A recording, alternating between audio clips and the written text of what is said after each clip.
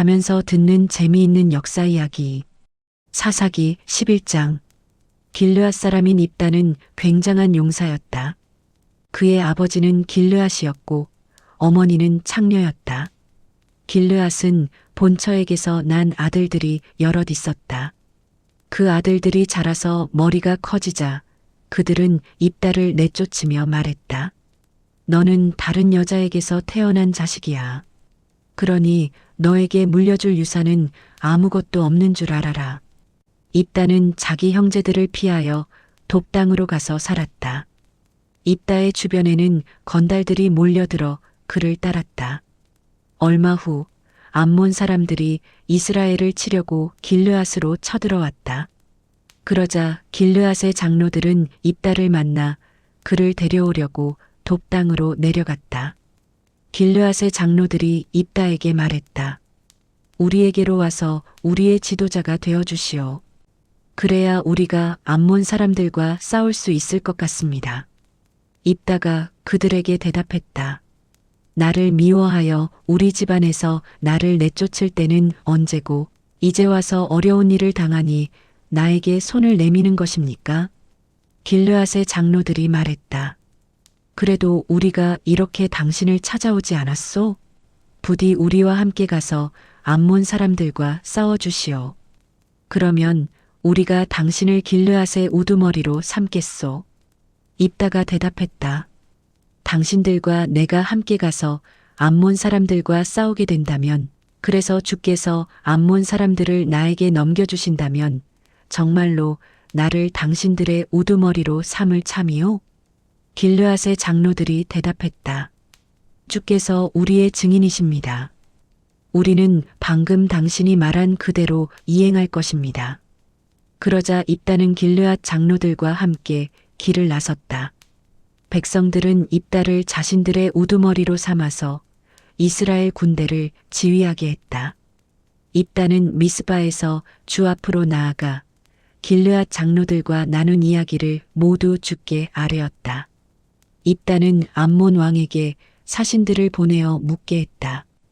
당신은 도대체 우리와 무슨 원수진 일이 있기에 우리 땅을 공격하러 온 것이오? 암몬 왕이 입다가 보낸 사신들에게 대답했다. 이스라엘이 이집트에서 나올 때 아르논에서 야복에 이르는 전 지역과 요단강에 이르는 서쪽 땅을 모두 빼앗지 않았소? 이제 순순히 그 땅을 돌려주시오. 입다가 다시 사신들을 암몬 왕에게 보내어 말하게 했다. 우리 이스라엘은 모압 사람들의 땅이나 암몬 사람들의 땅을 빼앗은 적이 없소. 이스라엘이 이집트에서 나와서 광야를 지나 홍해를 건넌 다음 가데스에 이르렀을 때 이스라엘은 에돔 왕에게 사신들을 보내어 에돔 땅을 지나갈 수 있게 허락해달라고 정중하게 요청했소. 하지만 에돔 왕은 허락해주지 않았소. 이스라엘은 모압 왕에게도 예를 갖춰 사신들을 보냈지만 모압 왕 역시 거절했소. 그래서 이스라엘은 가데스에 머물 수밖에 없었소. 그 후 이스라엘은 할 수 없이 에돔 땅과 모압 땅을 빙 돌아서 광야로 돌아갔소. 그런 다음 모압 동편 지역을 지나 모압 땅과의 경계지대인 아르논 강 건너편에 진을 치게 되었소. 그러니 이스라엘이 모압 땅에 발을 들여놓은 적이 없소. 그 후 이스라엘은 헤스본에 있는 아모리 왕 시온에게 사신들을 보내어 아모리 땅을 통과할 수 있게 해달라고 부탁했소. 그러나 아모리 왕 시온도 자기네 땅으로 지나가지 못하게 했소. 뿐만 아니라 그는 군대까지 동원하여 야하스에 진치고 있던 이스라엘을 공격했소. 그러자 이스라엘의 하나님께서 시온과 그의 군대를 이스라엘의 손에 넘겨주셨소. 이스라엘은 그들을 쳐부수고 아모리 사람이 살고 있는 전 지역을 차지하게 되었소. 일이 그렇게 되어서 이스라엘이 아르논 강에서부터 야복 강에 이르기까지, 광야에서부터 요단 강에 이르기까지 아모리 사람의 땅을 전부 차지하게 된 것이요. 이스라엘의 하나님께서 이처럼 자기 백성 이스라엘 앞에서 그 땅에 살고 있는 아모리 사람들을 몰아내셨는데 이제 와서 무슨 권리로 그 땅을 다시 차지하겠다는 것이오? 당신들도 당신들의 신 그모스가 당신들에게 준 땅을 차지하지 않았소? 우리도 우리 하나님께서 우리에게 주신 땅을 차지한 것뿐이요. 당신이 모압 왕 십볼의 아들 발락보다 나은 것이 무엇이라고 생각하시오? 그가 우리 이스라엘 땅을 차지하려고 쳐들어온 일이 있었소? 그는 그러지 않았소. 우리 이스라엘은 헤스본과 아로엘과 거기에 딸려 있는 마을들뿐만 아니라 아르논 강 부근에 있는 성읍에서 300년 동안이나 살아왔소.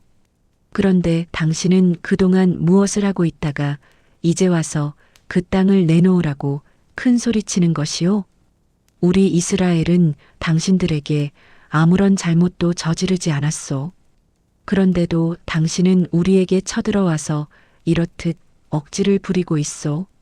심판자이신 하나님께서 오늘 이스라엘 사람들과 암몬 사람들 사이의 잘잘못을 가려주실 것이오. 하지만 암몬 왕은 입다가 전하는 말에 귀를 기울이려 하지 않았다. 그때 주의 영이 입다에게 내렸다.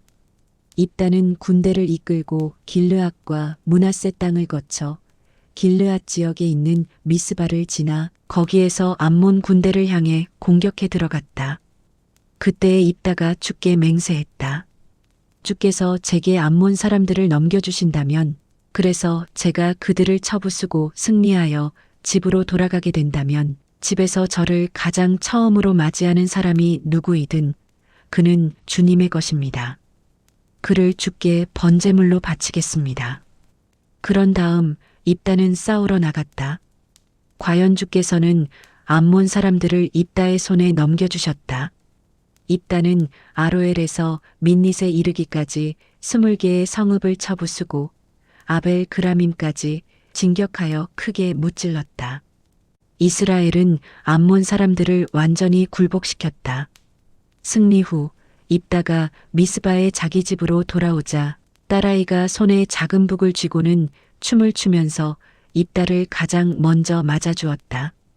그녀는 하나밖에 없는 입다의 외동딸이었다. 입다에게는 다른 아들이나 딸이 없었다. 그 딸을 보고 입다는 가슴이 미어져서 옷을 찢으며 소리쳤다.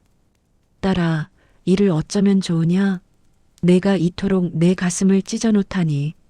주께 맹세한 것이니 돌이킬 수도 없는 노릇이고 정말로 큰일 났구나. 대체 이 일을 어쩌면 좋단 말이냐? 모든 사정을 알게 된 딸이 말했다. 아버지께서 주께 서원하셨으니 그 약속을 지키셔야지요. 주께서는 아버지의 적들인 암몬 사람들을 크게 쳐부수게 하셨습니다. 하지만 아버지, 한 가지만 허락해 주세요. 제게 2달만 말미를 주세요. 처녀로 죽어야 하는 이 몸, 친구들과 산에 올라가서 실컷 울게 해주세요. 입다는 딸의 말대로 2달의 말미를 허락했다. 입다의 딸은 친구들과 함께 산으로 올라가 처녀의 몸으로 세상을 떠나게 된 것을 슬퍼하며 실컷 울었다. 2달 후 딸이 아버지 입다에게 돌아오자 입다는 주께 서원한 대로 자기 딸을 번제물로 바쳤다. 입다의 딸은 처녀였다. 그 이후부터 이스라엘에서는 하나의 관습이 생겨났다. 즉 해마다 나흘 동안은 젊은 여인들이 집 밖에 나가 지내면서 입다의 딸을 기억하고 슬피 우는 것이 관습이 되었다. 12장. 그 후 에브라임 지파 사람들이 군대를 이끌고 요단강을 건너 사본으로 와서 입다를 위협했다. 당신은 왜 우리와 함께 가자고 청하지도 않고 암몬 사람과 싸우러 간 것이오? 당신네 집에 불을 질러 모조리 태워버리겠소. 입다가 대답했다. 대체 무슨 소리요? 내가 사람들을 이끌고 암몬 사람들과 싸우러 나갈 때 당신들을 부르지 않았소? 당신들에게 같이 싸우러 나가자고 했지만 당신들은 우리를 도와줄 생각이 없었소. 그래서 나는 당신네들이 우리를 도울 마음이 없는 것을 보고 목숨을 걸고 암몬 진영으로 쳐들어가 싸웠소. 다행히 주께서 암몬 사람들을 우리 손에 넘겨주시어 우리가 이길 수 있었소. 그런데 무슨 이유로 이제 와서 내게 싸움을 거는 것이오? 입다는 길르앗 사람들을 모두 불러 모아 에브라임 사람들과 싸웠다. 길르앗 사람들이 에브라임 사람들을 크게 물리쳐 이겼다. 길르앗 사람들은 에브라임 사람들에게 단단히 화가 나 있었다. 에브라임 사람들이 늘 이렇게 말하곤 했기 때문이다. 너희 길르앗 사람들은 우리 에브라임과 므낫세 지파를 저버리고 도망쳐 나간 자들이다. 전쟁에서 승리한 길르앗 사람들은 에브라임 지역으로 들어가는 길목인 요단강 나루터를 지키고 있었다. 그러다가 강을 건너 도망치려는 사람이 있으면 당신은 에브라임 사람이냐? 라고 물어보아 그가 아니오. 하고 대답하면 그에게 쉽볼렛 하고 발음해 보라고 했다. 에브라임 사람들이 제대로 발음을 내지 못하여 십볼렛 이라고 하면 그를 붙잡아 요단 나루터에서 죽였다. 이렇게 해서 죽임당한 에브라임 사람이 무려 4만 2천 명이나 되었다. 길르앗 사람 입다는 6년 동안 이스라엘을 이끌었다. 그는 죽어서 길르앗 땅에 있는 한 성읍에 묻혔다. 입다의 뒤를 이어 베들레헴 출신의 입산이 이스라엘을 이끌었다. 그에게는 아들 30명과 딸 30명 있었다. 딸들은 모두 다른 시족 사람들에게 시집을 보냈고 며느리들도 모두 다른 시족 사람들 가운데서 맞아들였다. 입사는 7년 동안 이스라엘을 이끌었다. 그는 죽어서 베들레헴에 묻혔다. 입산의 뒤를 이어 스불론 지파 사람인 엘론이 10년 동안 이스라엘을 이끌었다.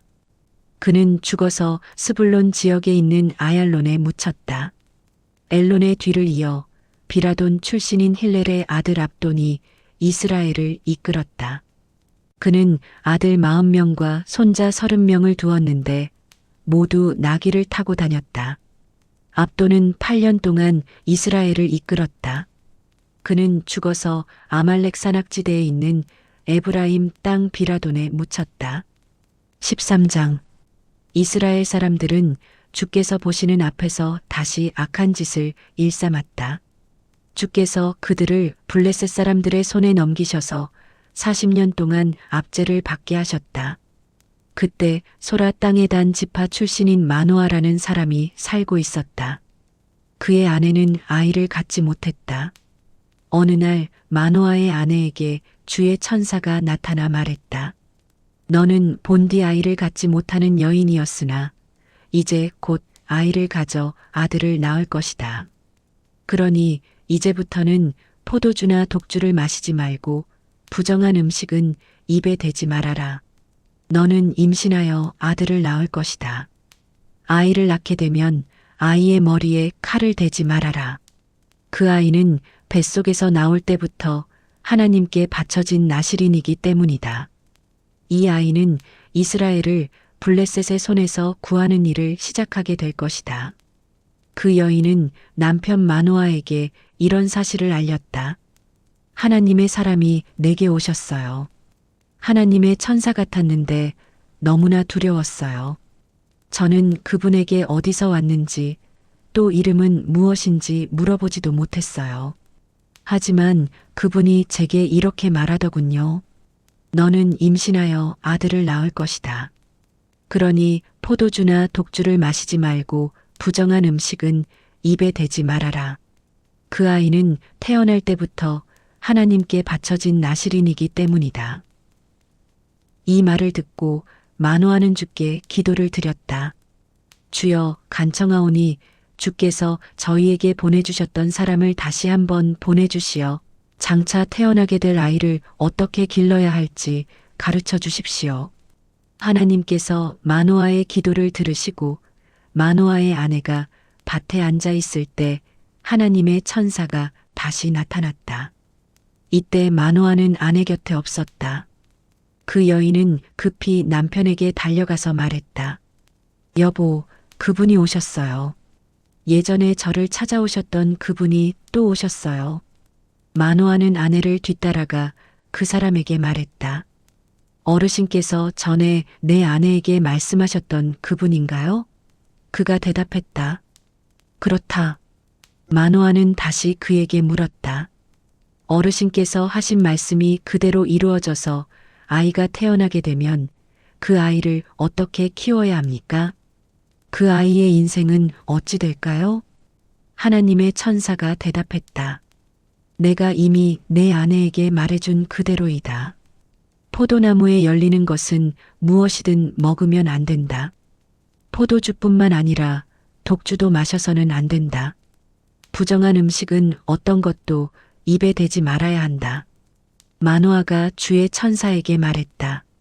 잠시만 기다려 주십시오. 우리가 염소 새끼를 한 마리 잡겠습니다.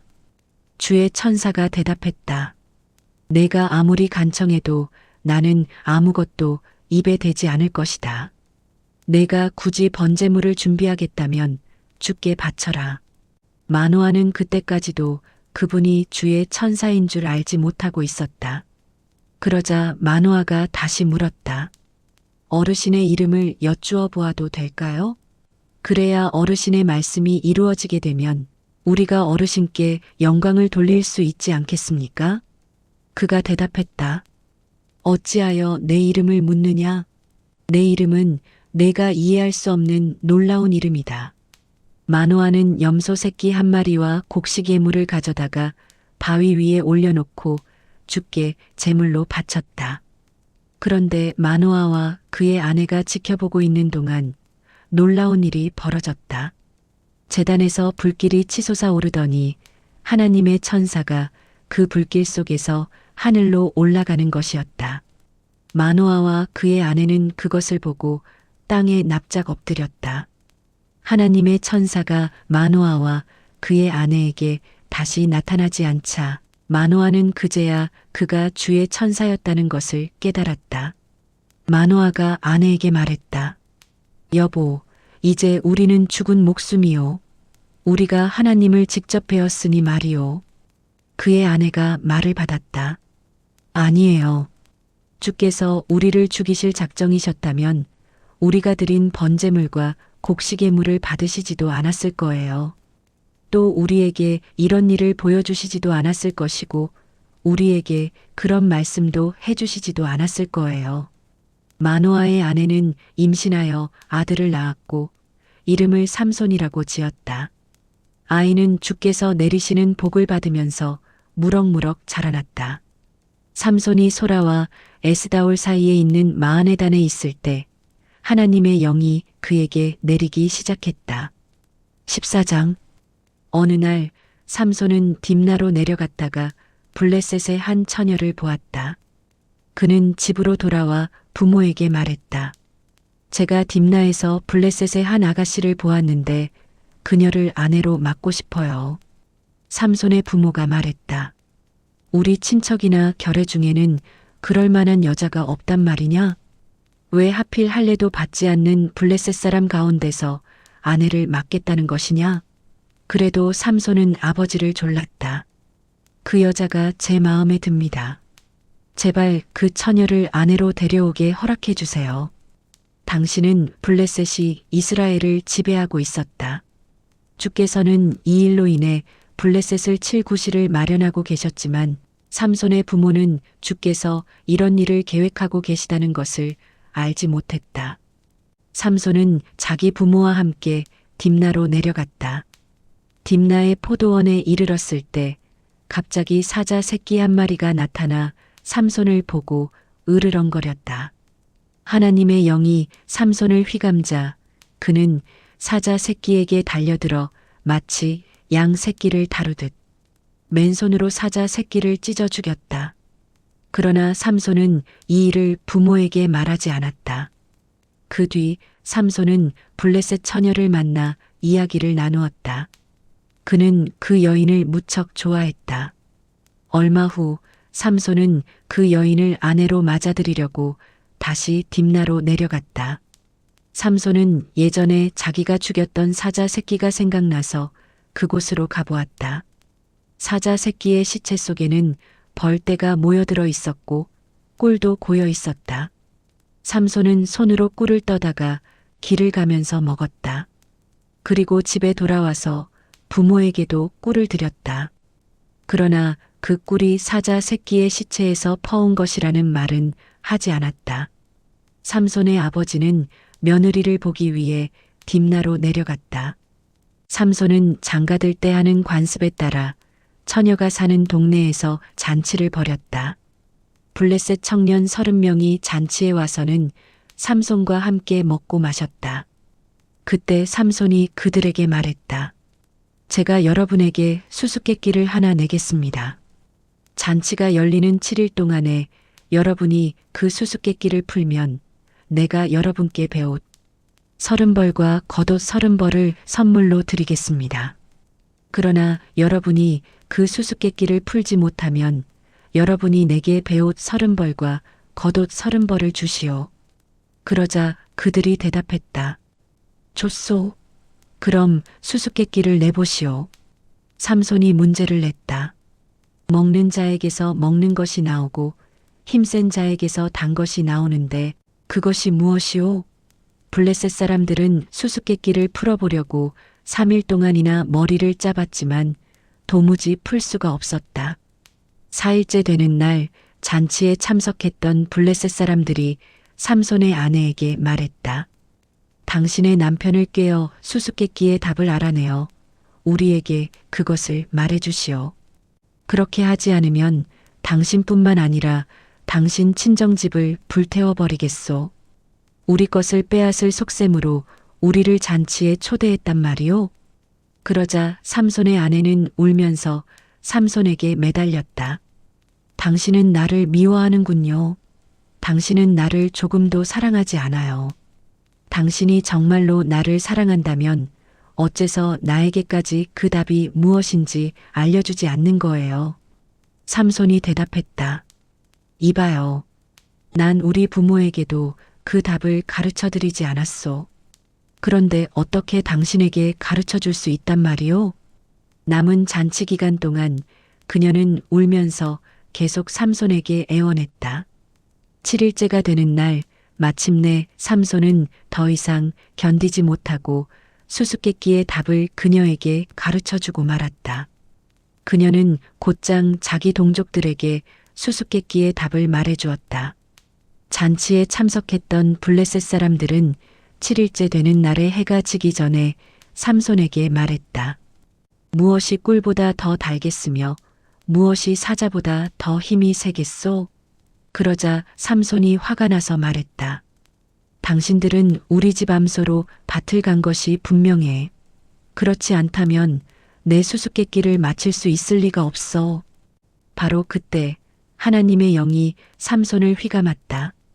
그는 아스글론으로 내려가서 그곳 사람 30명을 쳐 죽이고 그들이 입고 있던 겉옷 30벌을 빼앗아 가지고 올라와서 수수께끼를 마친 블레셋 사람들에게 나누어 주었다.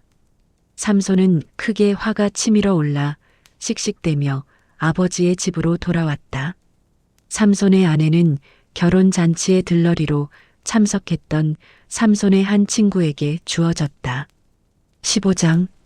얼마 후 밀을 수확할 무렵이었다. 삼손은 염소 새끼 한 마리를 가지고 처갓집으로 내려갔다.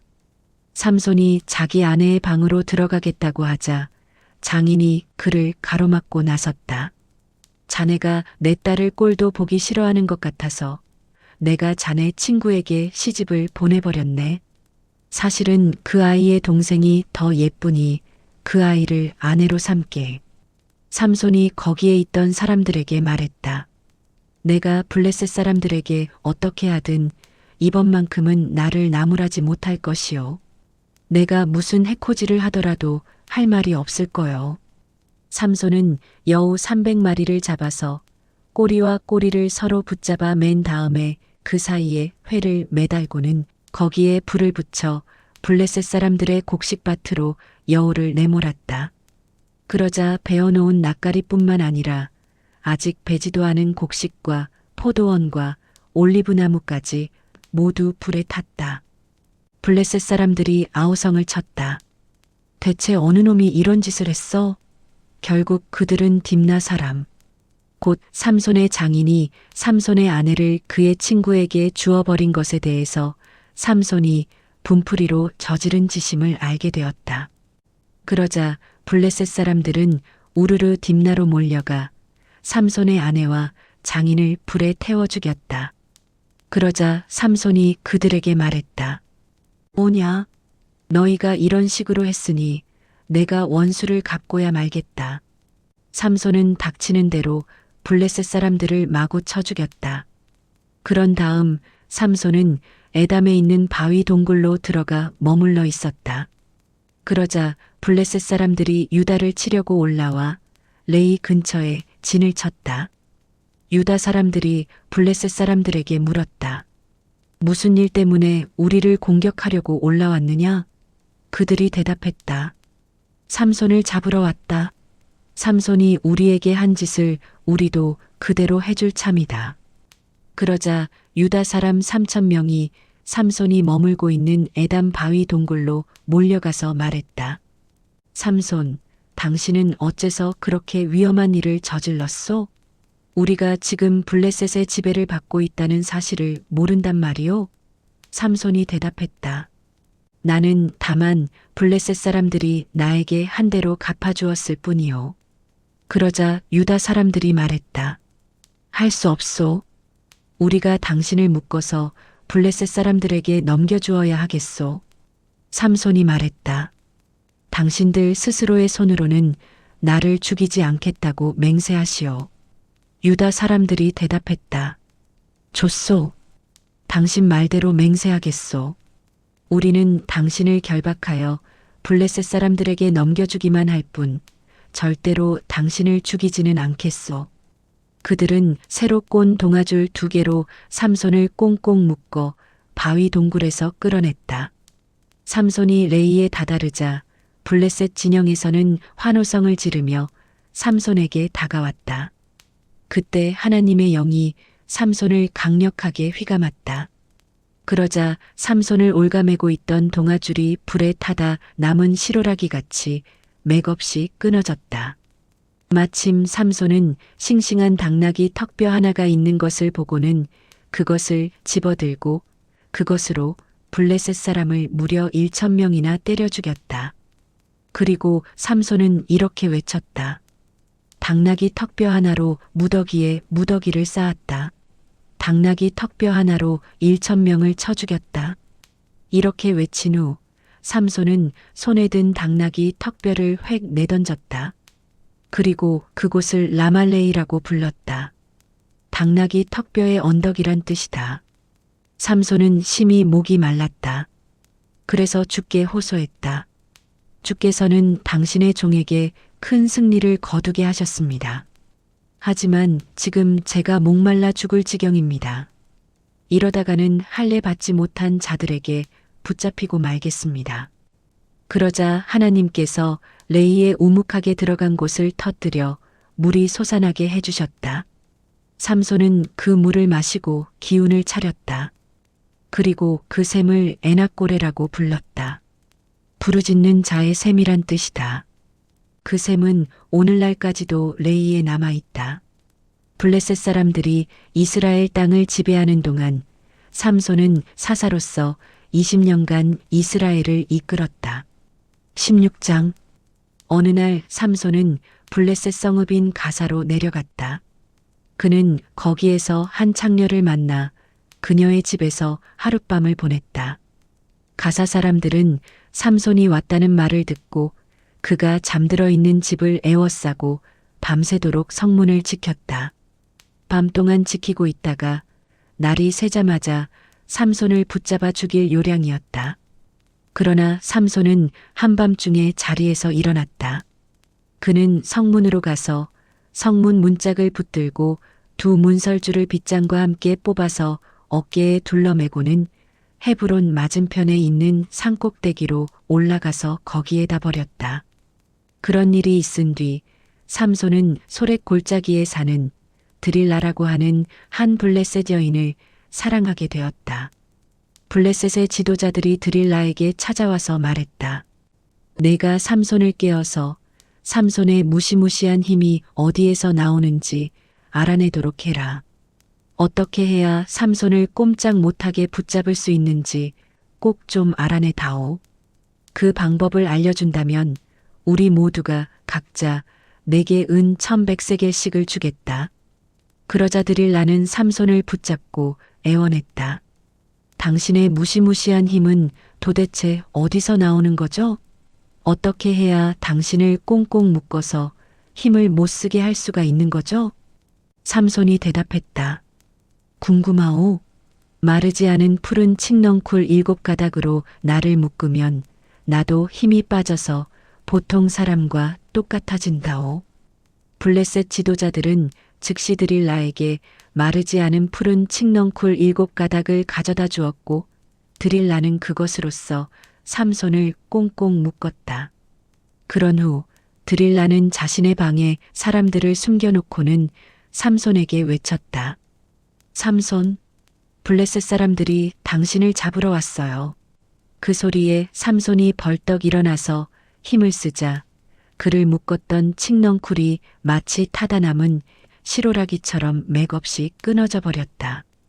블레셋 사람들은 삼손의 힘이 어디서 솟아나는지 그 비밀을 아직 알지 못했다. 드릴라가 삼손을 다그쳤다. 당신은 나를 바보로 만들어 버렸어요. 거짓말을 잘도 해대는군요. 어떻게 해야 당신을 정말로 묶을 수 있죠? 나에게만 일러주세요. 삼손이 대답했다. 한 번도 사용한 일이 없는 새 밧줄로 나를 묶으면 나도 힘이 빠져서 보통 사람과 똑같아진다오. 드릴라는 새 밧줄을 가져와서 삼손을 꽁꽁 묶었다. 그녀는 예전처럼 자신의 방에 사람들을 미리 숨겨놓고는 삼손에게 다급하게 외쳤다. 삼손, 블레셋 사람들이 당신을 잡으러 왔어요. 삼손이 일어나서 힘을 쓰자 이번에도 묶여있던 밧줄이 실오라기처럼 힘없이 끊어져 버렸다. 그러자 드릴라가 삼손에게 말했다. 당신은 지금껏 나를 바보로 만들어 버렸어요. 더 이상 내게 거짓말하지 마세요. 어떻게 해야 당신을 묶을 수 있는지 제발 좀 가르쳐 주세요. 삼손이 대답했다. 내 머리카락을 7가닥으로 꼰 후에 배틀에다 넣고 옷감처럼 짜서 말뚝으로 땅에 박으면 나도 힘이 빠져서 보통 사람과 똑같아진다오. 그래서 드릴라는 삼손이 잠든 사이에 삼손의 머리카락을 꼬아 배틀에 짠 다음 말뚝으로 단단히 고정시켰다. 그러고는 삼손에게 외쳤다.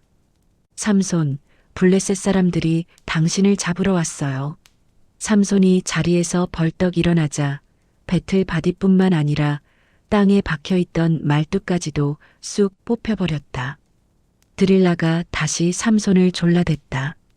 나를 이토록 믿지 않으면서 어떻게 당신이 나를 사랑한다고 말할 수 있나요? 당신이 나를 바보로 만들어버린 것이 벌써 3번째예요. 당신의 그 무시무시한 힘이 어디서 솟아나는지 왜 나한테까지도 말해주지 않는 거죠? 드릴라는 날이면 날마다 끈질기게 삼손에게 졸라댔다. 삼손은 마음이 괴로워서 죽을 지경이었다. 결국 더 이상 참지 못하고 삼손은 모든 것을 털어놓고 말았다. 사실 나는 태어난 이래 머리카락에 면도칼을 대본 적이 없소. 나는 어머니 뱃속에 있을 때부터 하나님께 바쳐진 나실인이기 때문이요. 그러니까 내 머리털을 싹 밀어버린다면 힘이 다 빠져서 나도 보통 사람처럼 되어버릴 것이요. 삼손의 말을 듣고 드릴라는 이제야 삼손이 진실을 말했다는 것을 알았다.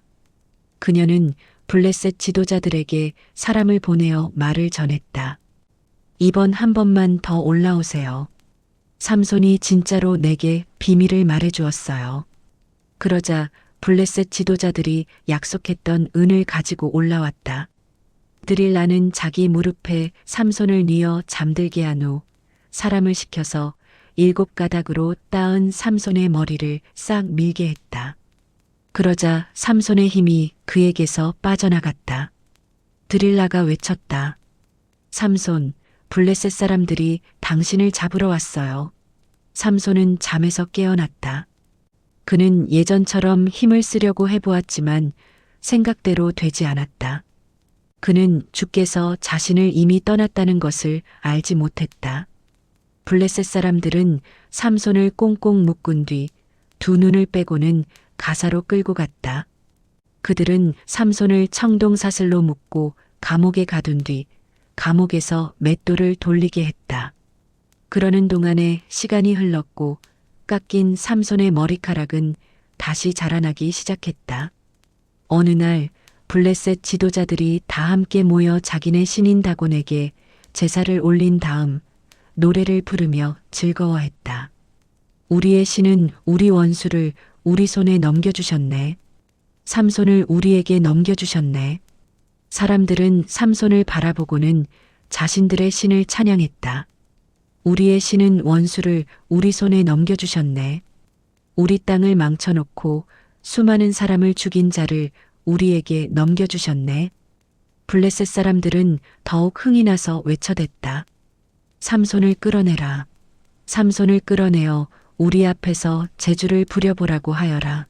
그들은 삼손을 감옥에서 끌어내어 자신들이 잘 볼 수 있도록 기둥 사이에 세워두었다. 그때 삼손은 자기 손을 붙들고 다니는 시종에게 부탁했다. 여보게, 이 신전을 떠받치고 있는 기둥을 만질 수 있는 곳에 나를 데려다 주게. 내가 몸을 좀 기대고 싶네. 신전에는 수많은 사람들이 모여 있었다.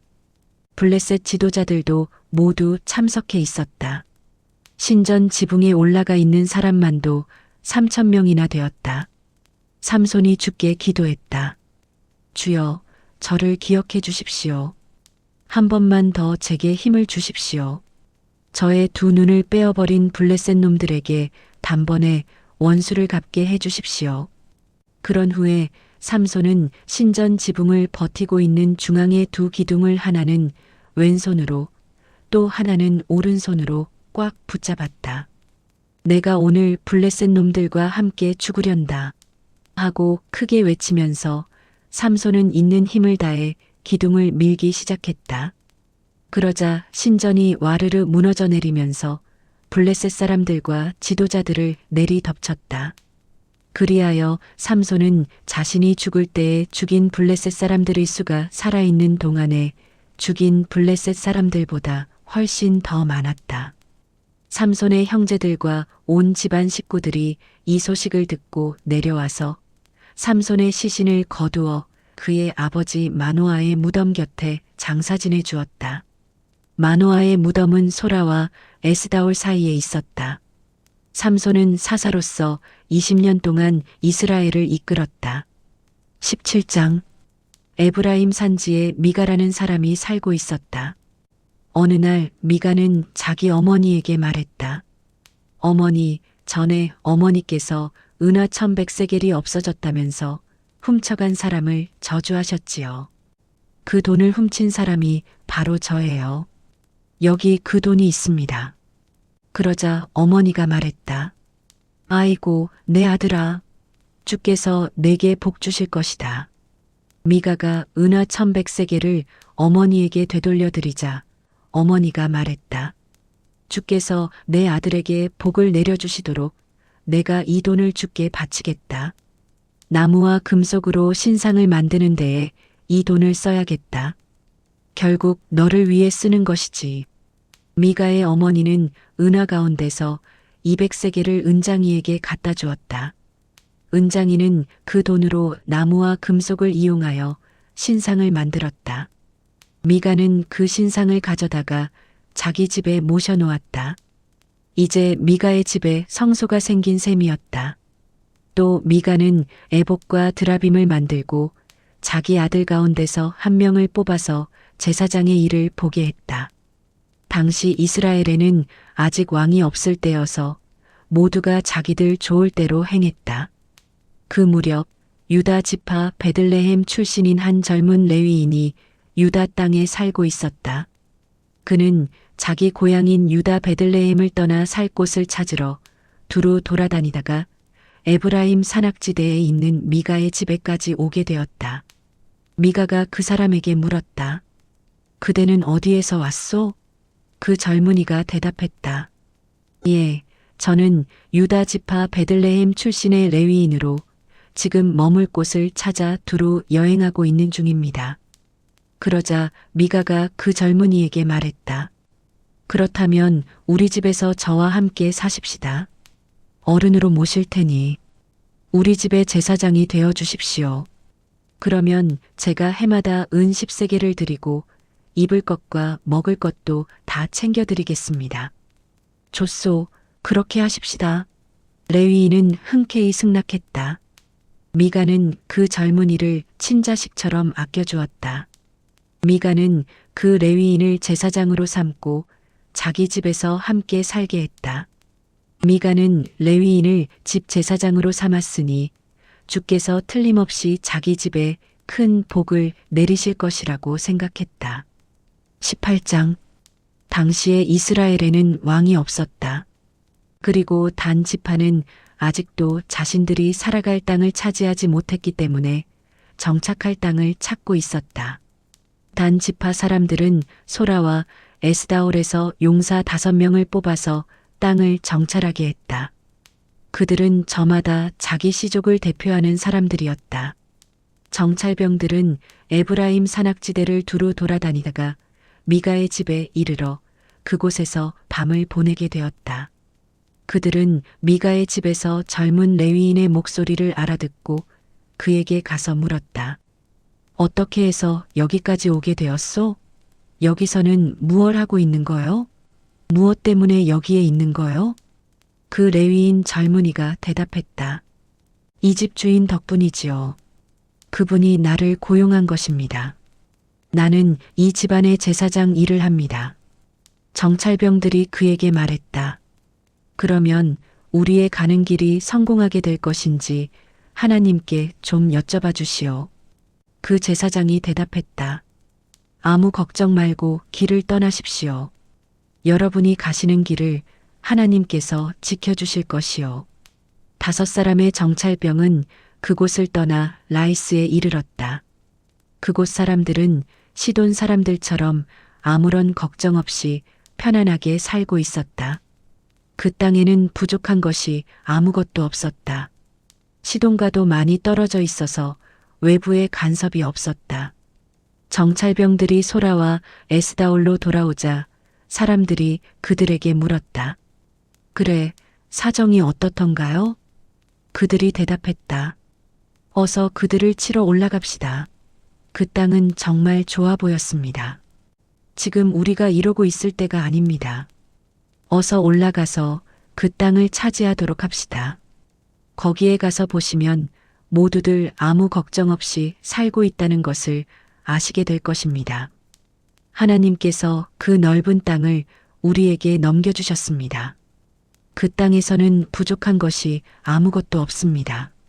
그러자 단 지파 사람들 가운데서 600명이 무장을 하고 소라와 에스다올에서 출발했다. 그들은 북쪽으로 올라가서 유다 지역에 있는 기럇 여아림 가까이에 진을 쳤다. 단 지파가 이곳에 진을 쳤다고 하여 오늘날까지도 사람들은 그곳을 마하네단이라고 부른다. 그 말은 단 지파의 진영이라는 뜻이다. 그들은 거기에서 에브라임 산악지대로 더 올라가 미가의 집에 이르렀다. 전에 라이스 땅을 정찰하러 갔던 5사람이 일행에게 말했다. 이 집안에는 에봇은 물론이고 여러 신상들을 모시고 있습니다. 그러니 여러분이 망설일 게 뭐가 있겠습니까? 그들 5사람은 미가의 집으로 들어가서 젊은 레위인에게 안부를 물었다. 무장을 한 600명에게는 그 집 대문을 지키게 했다. 라이스 땅을 정찰하러 갔던 5사람은 미가 집안의 성소로 들어가 에봇과 드라빔, 목상과 금속으로 주조한 신상들을 챙기기에 바빴다. 그동안 제사장은 무장을 한 단지파 사람 600명과 함께 문간에 서 있었다.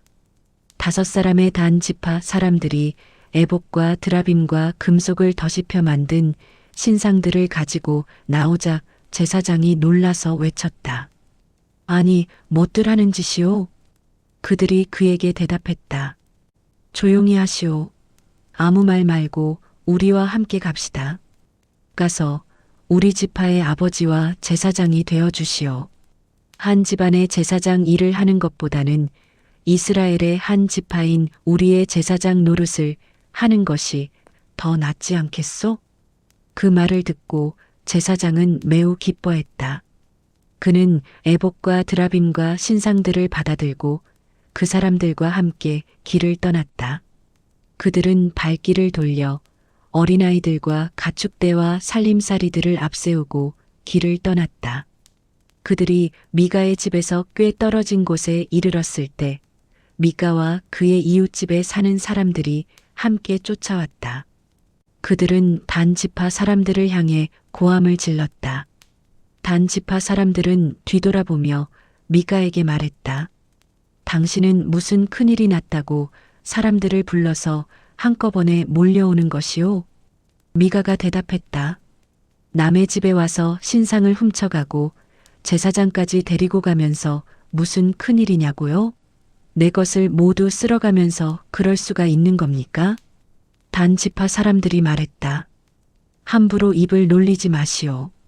그랬다가는 당신 목숨뿐만 아니라 당신 집안 사람들까지 아무도 살아남지 못할 줄 아시오.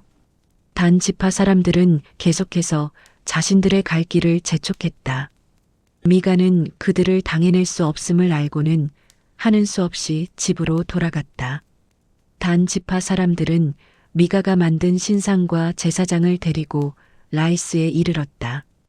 그들은 아무 걱정 없이 평화롭게 살고 있던 마을 사람들을 칼로 쳐 죽이고 마을에 불을 질렀다. 그곳 사람들은 시돈과 너무 떨어져 있는 데다 자기들끼리만 오순도순 살고 있는 처지여서 누구에게 도와달라고 말도 하지 못한 채 꼼짝없이 당하고 말았다. 라이스는 베드로 부근의 골짜기 안에 있었다. 단 지파 사람들은 그 마을을 재건하고 거기에 정착했다. 그들은 이스라엘의 아들인 자기 지파 조상의 이름을 따라 그 마을을 단이라고 불렀다. 마을의 본래 이름은 라이스였다. 단 지파 사람들은 자기들이 가지고 간 신상을 그곳에 세우고 섬겼다. 그리고 모세의 손자이며 게르손의 아들인 요나단과 그의 아들들을 제사장으로 세웠다.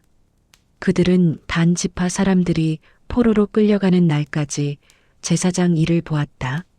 하나님의 집이 실로에 있는 동안 단 지파 사람들은 미가의 집에서 훔쳐온 신상을 내내 섬겼다. 19장 이스라엘에 아직 왕이 없었을 때의 일이다. 에브라임 산악지대 깊숙한 곳에 한 레위인이 살고 있었다. 그는 유다 땅 베들레헴에서 한 여자를 첩으로 얻은 일이 있었다. 그런데 그 여자는 부정을 저지른 후 남편을 떠나 유다 베들레헴에 있는 자기 친정으로 달아나 넉 달째 머물고 있었다. 남편은 그 여자를 다시 데려오려고 종과 함께 나귀 2匹를 이끌고 길을 나섰다.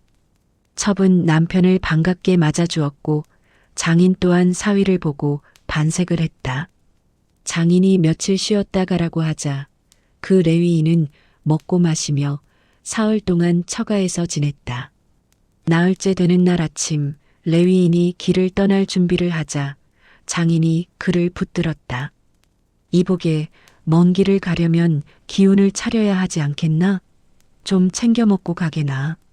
두 사람은 자리에 앉아 함께 먹고 마셨다. 그러다 장인이 사위에게 말했다. 이보게 하룻밤만 더 묵고 가게나. 레위인은 길을 떠나려 했지만 장인이 하도 붙잡는 바람에 주저앉아 그날 밤을 묵었다.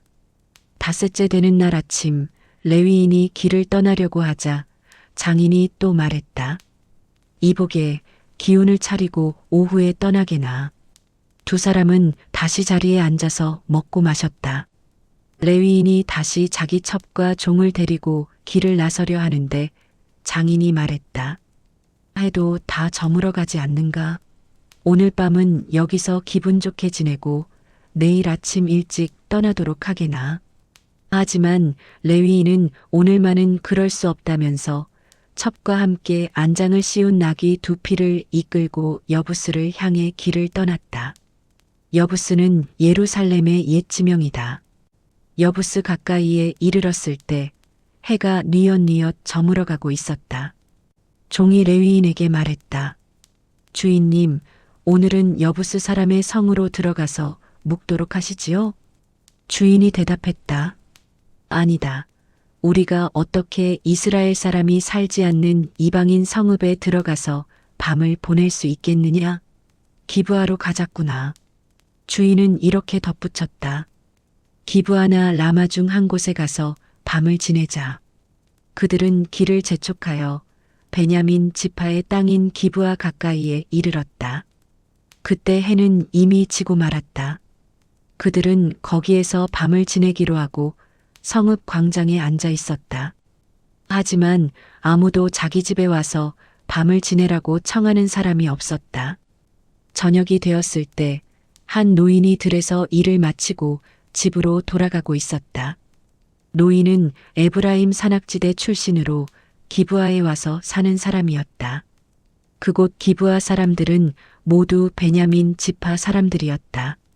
노인은 집으로 돌아가다가 길거리에 앉아 있는 나그네 일행을 보고 말을 걸었다. 당신들은 어디로 가는 길이요? 또 어디서들 오는 길이요? 레위인이 대답했다. 유다 베들레헴에서 오는 길입니다. 에브라임 산악지대 북쪽에 살고 있지요. 저는 주의 집에서 일하는 몸이라 그리로 돌아가는 길입니다. 하지만 아무도 우리 일행을 맞아주는 사람이 없군요. 우리한테는 나귀에게 먹일 겨와 여물도 있고 저와 제 첩과 종이 먹을 양식과 포도주도 넉넉합니다. 우리에게는 필요한 것이 아무것도 없습니다. 그러자 노인이 말했다. 우리 집으로 가시지요. 우리 집에도 여러분을 대접할 정도는 다 있습니다. 이런 길거리에서 밤을 샐 수는 없는 일이지요. 노인은 레위인 일행을 데리고 자기 집으로 들어가서 나귀에게 먹을 것을 주었다. 또 그들은 발을 씻은 후 먹고 마셨다. 그들이 한창 편안하게 쉬고 있는데 성읍의 불량배들이 우르르 몰려와서 그 집을 에워쌌다.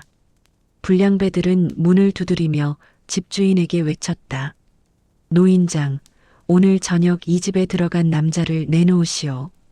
그 사람을 강간해야겠소. 집주인은 바깥으로 나가서 그들을 달랬다. 이것 보시오. 그런 짓들은 제발 하지 마시오. 우리 집에 찾아온 손님인데 어찌 그럴 수가 있단 말이오? 그것은 사람의 도리가 아니잖소. 우리 집에 내 처녀딸도 있고 그 사람의 첩도 있소. 그러니 그들을 여러분에게 데려다 줄 테니 당신들 좋을 대로 하구려. 하지만 이 사람은 안 돼요. 이 사람에게는 제발 못된 짓을 하지 마시오. 그러나 불량배들은 막무가내였다. 레위인은 하는 수 없이 자기 첩을 그들에게 넘겨주었고 그들은 그 여자를 밤새도록 교대로 겁탈하고 새벽녘에야 놓아주었다. 날이 셀 때가 되어서야 여자는 겨우 남편이 묵고 있는 집 앞에까지 와서 쓰러졌다. 그러고는 날이 환히 밝을 때까지 거기에 누워 있었다. 레위인 남편이 길을 떠나려고 집을 나와보니 자기 첩이 두 손으로 문빗장을 잡은 채 쓰러져 있는 게 아닌가. 그는 자기 첩을 흔들면서 말했다. 여보, 길을 떠납시다. 하지만 아무런 기척이 없었다. 그래서 그는 첩의 시신을 나귀에 태우고 집으로 돌아갔다. 집에 돌아온 레위인은 자기 첩의 시신을 12토막으로 잘라 각 토막을 온 이스라엘 지역으로 보냈다. 그러자 그 시체 토막을 보는 사람마다 모두 말했다. 이런 끔찍한 만행이 벌어졌다니. 이스라엘이 이집트에서 나온 이래 이런 참혹한 일이 벌어졌다는 말은 일찍이 들어본 적이 없다. 이런 만행을 절대 그냥 두면 안 된다. 다 같이 모여서 이 문제를 의논해보자. 20장. 온 이스라엘 사람들이 미스바로 나와 주님 앞에 모였다. 북쪽의 단에서부터 남쪽의 브엘세바까지 그리고 동쪽의 길르앗 사람들까지 이스라엘 땅 전국 각처에서 사람들이 모여들었다. 이스라엘 온 지파의 지도자들도 하나님 백성의 총회에 나왔다. 칼을 차고 무장한 군인들만 무려 40만 명에 이르렀다. 이때 베냐민 지파 사람들은 온 이스라엘 사람들이 미스바에 모였다는 소식을 들었다. 이스라엘 사람들이 그 레위인에게 말했다. 이런 끔찍한 일이 어떻게 해서 생기게 되었는지 우리에게 설명하도록 하시오. 그러자 죽은 첩의 남편인 그 레위인이 설명하기 시작했다. 저는 제 첩을 데리고 베냐민 지역에 있는 기브아에 이르러 그곳에서 하룻밤을 묵었습니다. 그런데 밤에 기브아의 불량배들이 우르르 몰려와서 우리가 묵고 있던 집을 에워싸고 처음에는 저를 강간하려고 하다간 결국 제 첩을 밤새 교대로 겁탈한 후에 죽였습니다. 제가 제 첩의 시신을 토막 내어온 이스라엘 지역에 보낸 것은 그들이 그토록 추잡하고 음란한 짓을 이스라엘 땅에서 저질렀다는 것을 널리 알리고 싶었기 때문입니다. 온 이스라엘 백성들이여, 여러분의 의견을 말씀해 주시기 바랍니다. 그러자 모든 사람들이 한 사람처럼 자리에서 일어나며 외쳤다. 어느 누구도 자리를 뜨지 맙시다. 한 사람이라도 자기 집으로 돌아가서는 안 됩니다. 기브아를 쳐야 합니다. 제비를 뽑아서 누가 기브아로 쳐들어 올라갈지 결정하도록 합시다. 이스라엘 전체 지파 가운데서 100명에 10명씩, 1000명에 100명씩, 10,000명에 1000명씩을 뽑아서 군대를 위해 식량을 조달하는 일을 하게 합시다. 군대를 기브아로 보내서 그들이 이스라엘 땅에서 저지른 만행을 징벌하도록 합시다. 이스라엘 사람들이 모두 하나가 되어 기브아를 치기로 마음을 모았다. 이스라엘 각 지파 사람들은 베냐민 지파에 사람을 보내어 말을 전했다. 당신네 지파 사람들이 이런 끔찍한 만행을 저지르다니 어찌된 일이요? 그런 못된 짓을 저지른 불량배들을 우리에게 넘겨주시오. 이스라엘에서 그런 악한 일이 없어지도록 우리가 그들을 징벌하겠소. 하지만 베냐민 지파 사람들은 이스라엘 동포의 말을 들으려 하지 않았다. 오히려 베냐민 지파 사람들은 기브아에 모여 다른 이스라엘 지파 사람들과 싸울 준비를 하기 시작했다. 기브아에 살고 있는 사람들 중에서 뽑은 700명의 전사들 외에도 26,000명의 베냐민 지파 사람들이 싸우겠다고 모여들었다. 이 사람들 중에 뽑힌 전사 700명은 모두가 왼손잡이들로 이들이 무림매로 돌을 던지면 한치의 오차 없이 정확하게 목표물에 맞추는 돌팔매질의 명수들이었다. 여기에 맞서 싸울 이스라엘 각 지파의 군인들은 모두 40만 명으로 칼로 무장을 하고 있었다. 이스라엘 사람들은 베델 성소로 올라가 하나님께 여쭈었다. 우리 중 누가 먼저 베냐민 지파를 치러 올라갈까요? 주께서 대답하셨다. 유다 지파가 먼저 올라가라. 다음 날 아침 이스라엘 군대는 기브아 근처에 진을 쳤다. 이스라엘 용사들이 베냐민 지파 사람들과 싸우려고 전투 대열을 갖추자 베냐민 지파 사람들도 기브아에서 나와서 맞서 싸웠다. 그날 이스라엘 각 지파 연합군은 22,000명이나 땅에 쓰러졌다. 그래도 이스라엘 각 지파 사람들은 스스로 용기를 내서 첫날 대열을 갖추었던 곳에서 다시 싸울 준비를 마쳤다. 그러고는 이스라엘 사람들이 주 앞에 나아가 날이 저물 때까지 부르짖었다. 주님, 우리가 한 형제인 베냐민 지파와 다시 싸움을 벌여야만 합니까? 주께서 대답하셨다. 다시 올라가서 그들을 쳐라. 이튿날 이스라엘 각 지파 사람들이 베냐민 지파를 치려고 나아갔다. 베냐민 지파 사람들도 기브아에서 나와서 맞서 싸웠다. 이번에도 베냐민 지파 사람들이 이겨 이스라엘 각 지파 연합군을 1만 8천 명이나 땅에 쓰러뜨렸다. 땅에 쓰러진 자들은 모두 칼을 잘 쓰는 훈련된 군사들이었다. 그러자 이스라엘 각 지파 사람들은 다시 주 앞에 나아가 통곡했다. 그들은 저녁 때까지 금식을 하면서 번제물과 화목제물을 주께 바쳤다. 그리고 그들은 주께 여쭈었다. 당시 베델 성소에는 언약궤가 모셔져 있었고 아론의 손자이며 엘르아살의 아들인 비느하스가 제사장으로 있었다. 우리가 형제인 베냐민 지파 사람들과 계속해서 싸워야만 하겠습니까? 주께서 말씀하셨다. 나가서 싸워라. 내일은 내가 그들을 너희 손에 넘겨줄 것이다. 이스라엘 각 지파 연합군은 기브아 주위의 군사들을 매복시켰다. 사흘째 되는 날 이스라엘 각 지파 연합군은 이전처럼 기브아를 치려고 전투 대형을 갖추어 나아갔다. 베냐민 지파 사람들도 이스라엘 연합군과 싸우려고 자기들의 성읍에서 나왔다. 그들은 이전처럼 이스라엘 군사들을 무찔러 죽이기 시작했다. 30명가량의 군사들이 들판과 길 위에 쓰러져 죽었다. 한쪽으로 가면 베델이고 다른 쪽으로 가면 기브아인 길에서 죽었다. 베냐민 지파 사람들은 이번에도 이전처럼 자신들이 승리를 거두었다고 자신하고 있었다. 하지만 이스라엘 연합군은 도망하는 채 하며 성읍에서 멀리 떨어진 곳까지 베냐민 지파 사람들을 꿰어내는 작전을 펼쳤다. 이스라엘 연합군의 주력 부대는 바알다말까지 후퇴하다가 거기서 다시 전열을 갖추고 일제히 반격했다. 그와 동시에 기브아 서쪽에 매복해 있던 부대도 갑자기 들고 일어났다. 이스라엘의 정예부대 1만 명이 앞장서서 기브아를 공격하였다. 싸움이 아주 치열했다. 베냐민 지파 사람들은 자신들에게 재앙이 닥친 것을 알아차리지 못했다.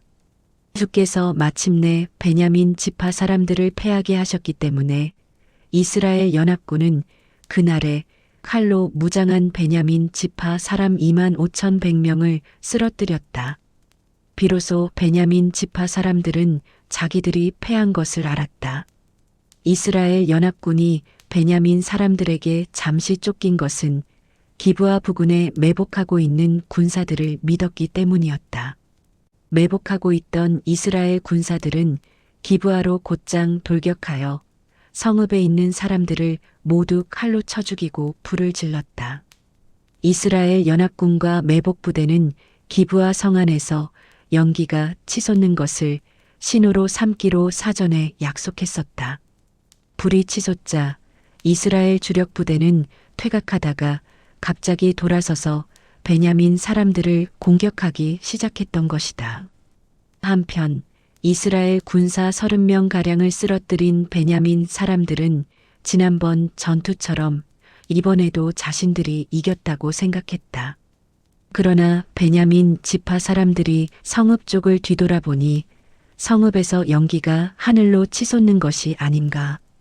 게다가 뒤로 물러나던 이스라엘 연합군도 베냐민 군대를 공격하기 시작하는 것이 아닌가. 그제야 베냐민 사람들은 자신들에게 재앙이 닥친 것을 알아차리고는 겁에 질렸다. 그들은 광야 쪽으로 도망치려고 했지만 그럴 수가 없었다. 성읍에서 쏟아져 나온 이스라엘 연합군의 매복부대가 그들의 퇴로를 차단했기 때문이었다. 이스라엘 연합군은 베냐민 지파의 군사들을 에워싸고 기브아 동쪽까지 추격하여 짓밟았다.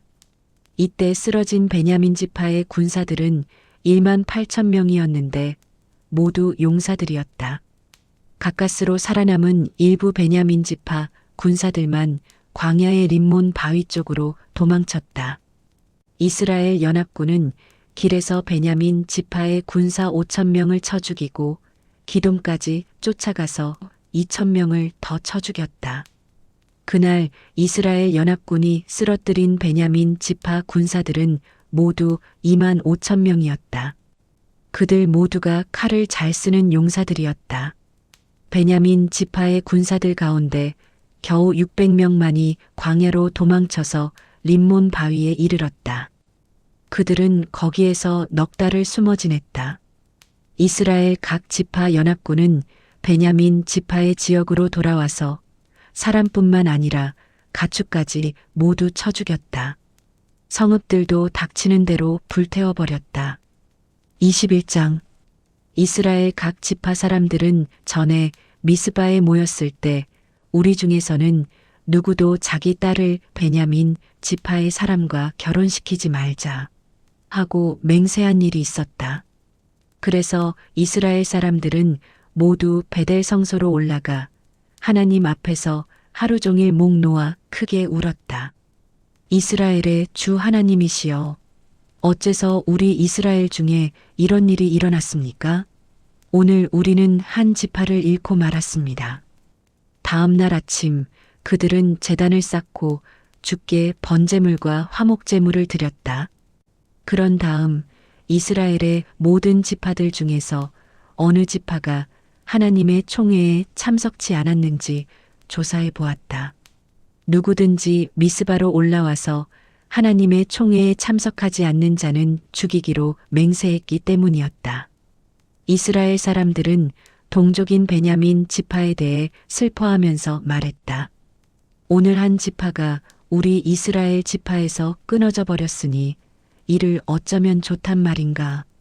그래도 살아남은 이들이 대를 잇도록 해주어야 할 텐데 우리는 이미 주 앞에서 다시는 베냐민 지파의 사람들에게 딸을 주지 말자고 맹세까지 했으니 대체 이를 어찌하면 좋을까?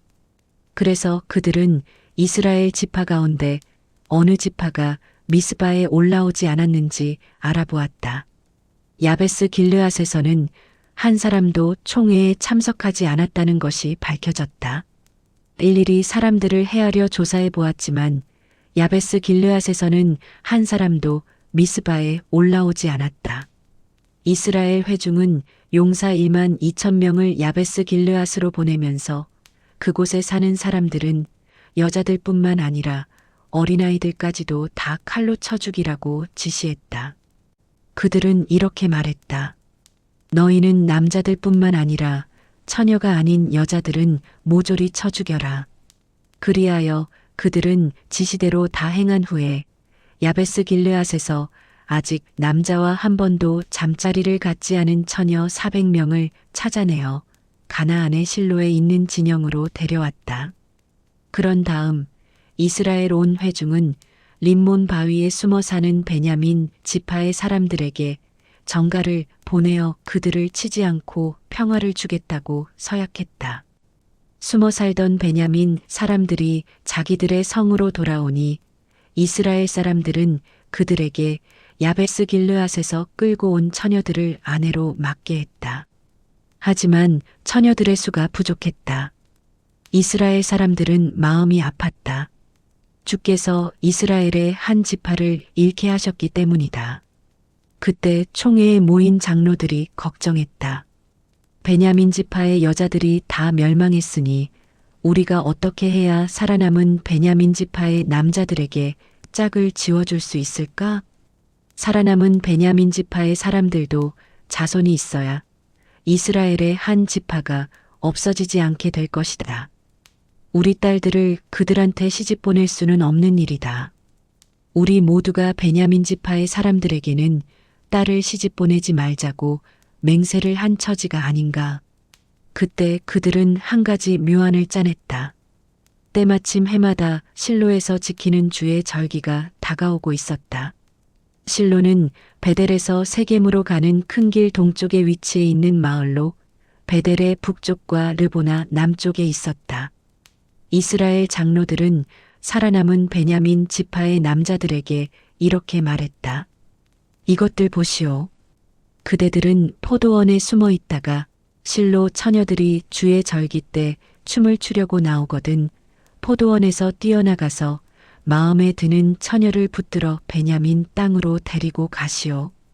처녀들의 아버지나 오라비가 와서 우리에게 따지면 그때 우리가 그들에게 말하기를 제발 그들을 도와줍시다.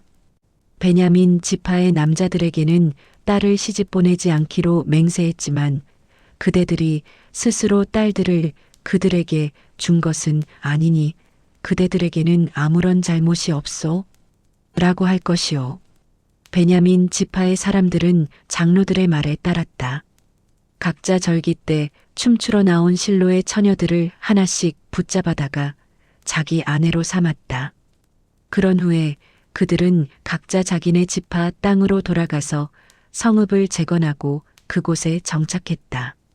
미스바 총회에 모였던 이스라엘 사람들도 저마다 자기 지파와 시족들에게로 돌아갔다. 당시에는 이스라엘에 왕이 없었다. 그래서 저마다 자기 뜻에 따라서 하고 싶은 대로 하면서 살았다.